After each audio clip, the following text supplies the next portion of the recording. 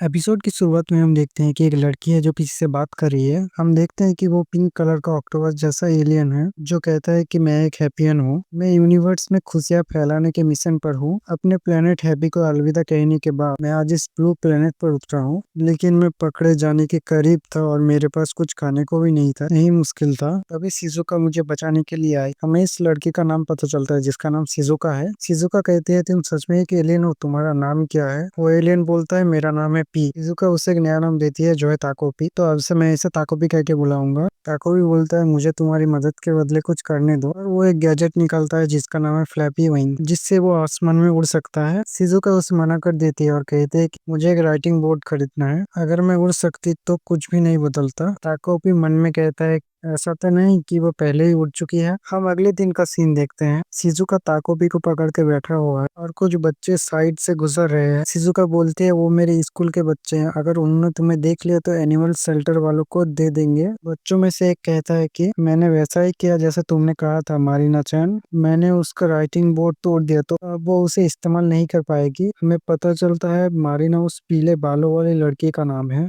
Marina बोलती है कि मैं अगले दिन का इंतजार नहीं कर सकती। इस वीक का तीसरा दिन है, उसे फिर से एक नया खरीदना पड़ेगा। उनमें से एक और कहते हैं कि क्या लगता है उसने अपने सारे पैसे खर्च कर दिए। बेसिकली यहाँ हमें ये पता चलता है कि वो लड़कियां ताकोबी को स्कूल में बुली करती है।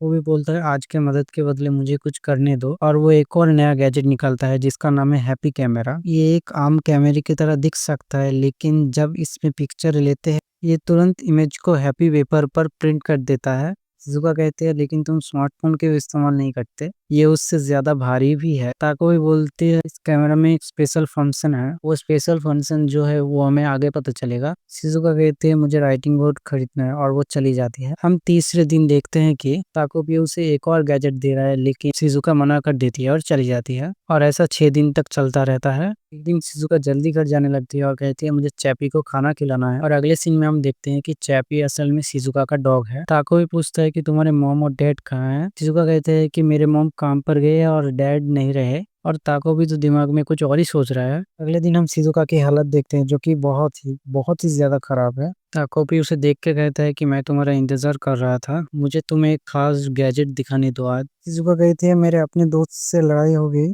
ताको भी बोलता है कि जब इंसानों की लड़ाई होती है तो उनके चेहरे का रंग बदल जाता है क्या? मुझे पता है, मेरे पास तुम्हारे लिए एक परफेक्ट गैजेट है, द रिकॉन्सिलेशन रिबन। इस रिबन को अपने पिंकी फिंगर को और अपने दोस्त के पिंकी फिंगर को बांधने के बाद तुम तुरंत दोस्त बन जाओगे, और ये ताकतवर है और कितना भी स्ट्रेच हो सकता है। तो तुम इसे उस दोस्त के साथ भी इस्तेमाल कर सकती हो जो बहुत दूर है। और हम शिजुका का चेहरा देखते हैं जो बोलता है कि ये तो कमाल है, मैं इसे इस्तेमाल करना चाहता हूँ, मैं अपना समय लेना चाहती हूँ और इसे खुद करना चाहती हूँ। और हमें एक हैप्पी गैजेट का रूल पता चलता है। एक गैजेट सिर्फ एक हैप्पियन की निगरानी में इस्तेमाल किया जा सकता है, इसे कभी भी एक एलियन के ऊपर भरोसा नहीं करना चाहिए। शिजुका कहती है प्लीज ताकोपी, और ताकोपी उसे रिबन दे देता है। और रिबन देने के बाद ताकोपी को शिजुका की बहुत चिंता होती है, तो वो उसे देखने के लिए उसके घर चला जाता है। और जाने के बाद जो वो देखता है हम में से किसी ने वो नहीं सोचा था। शिजुका ने खुद को फांसी लगा लिया और मर गई। ताको भी कहते हैं कि तुम क्या कर रही हो, और रिबन कुछ नहीं करेगा अगर तुम उसे एक लकड़ी के साथ बांध दोगी। और ताको भी को इस पॉइंट पर आके समझ आ जाता है कि शिजुका मर चुकी है। ताको भी कहते हैं कि वो मर चुकी है, रिबन उसके गले से बांधा है, इसे तो उसके दोस्त से दोस्ती करने के लिए इस्तेमाल करना था। तभी ताकोबी को वो रूल याद आता है। ताकोबी कहते हैं कि ये सब इसलिए हुआ क्योंकि मैंने रूल्स फॉलो नहीं किए थे। इतने बड़े और कभी ना खत्म होने वाले यूनिवर्स में मौत सबके लिए एक समान है, और कुछ भी हो इसे रोका नहीं जा सकता, यहाँ तक कि ग्रेटेस्ट गैजेट भी मरे को जिंदा नहीं कर सकता। तभी हमें एक फ्लैशबैक का सीन दिखाया जाता है जहाँ ताकोपी कहता है कि लेकिन जब तुम इससे पिक्चर लेते हो ये तुम्हारे पिक्चर को हैप्पी पेपर पर प्रिंट कर देता है, लेकिन क्या तुम्हें पता है इस कैमरा में एक स्पेशल फंक्शन है, एक टाइम कैमरा फंक्शन। तुम सिर्फ एक फोटो सेव कर सकते हो एक वक्त में, लेकिन जब तुम इसे वापस कैमरा में डालते हो तुम वक्त में वापस जा सकते हो जब वो फोटो ली गई थी। तुम्हारी भाषा में अपनी जिंदगी लेने को सुसाइड कहते हैं। ऐसा बर्ताव क्यों मौजूद है, तुमने ये करने का फैसला क्यों किया? मैं नहीं समझता, लेकिन मैं तुमसे पूछना चाहता हूँ क्योंकि मैं नहीं समझता। मैं तुमसे बहुत सारी बातें करना चाहता हूँ ताकि मैं तुम्हें अच्छे से जान सकूं, ताकि हम तुम्हारे लिए एक ऐसा भविष्य ढूंढ सकें जहाँ तुम्हें मरना ना पड़े। शिज़ुका प्लीज, मुझे उम्मीद है कि तुम कल स्माइल करोगे। और हम देखते हैं कि वो टाइम में वापस पीछे आ चुका है। वापस आने के बाद ताकोपी कहता है कि मैं चाहता हूँ कि तुम मुझे अपने साथ स्कूल ले चलो। और हम देखते हैं कि वो शिज़ुका के स्कूल चला जाता है। ताकोपी कहता है मैं यहाँ शिज़ुका के बारे में और जान पाऊंगा। और हम वहाँ वो लड़की को भी देखते हैं जो उससे हर दिन बुली करता है। मारिना कहता है कि तुम हमेशा की तरह गंदी लग रही हो। हम एक फ्लैशबैक का सीन देखते हैं जहाँ शिज़ुका कहती है कि मेरे स्कूल में, लेकिन तुम्हें एनुअल सेंटर ले जाएंगे अगर लोगों ने तुम्हें देख लिया। ताको भी उसे एक गैजेट दिखाता है जिसका नाम है फ्लावर पेन।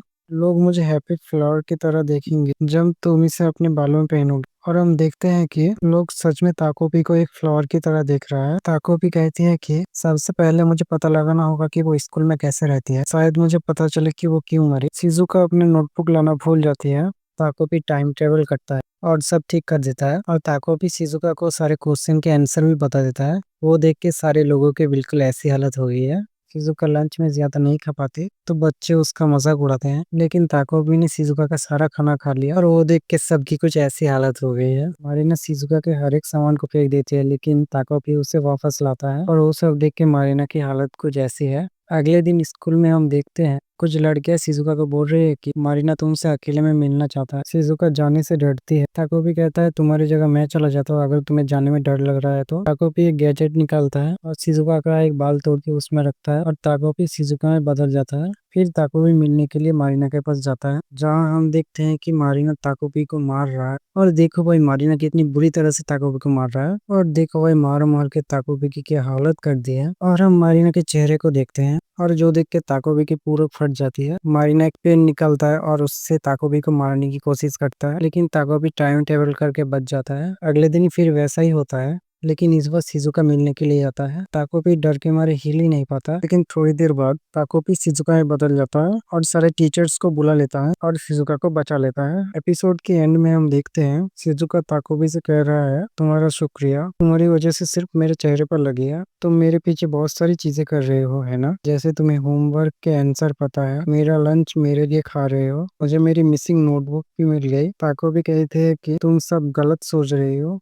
तुम्हें आज इसलिए चोट लगी क्योंकि मैंने वो सब चीजें की। वो सब मतलब शिजुका की मदद करने वाली चीज। शिजुका कहती है स्कूल मेरे लिए ऐसा ही रहा है जब से मारिना के डैड और मेरी मॉम करीब हुए हैं, कुछ भी मजेदार नहीं है और मुझे इस मारिना का सामना करना पड़ता है तो मैं अपनी जिंदगी से नफरत करता हूँ, लेकिन बुरा नहीं है, आजकल इतना बुरा नहीं लगता।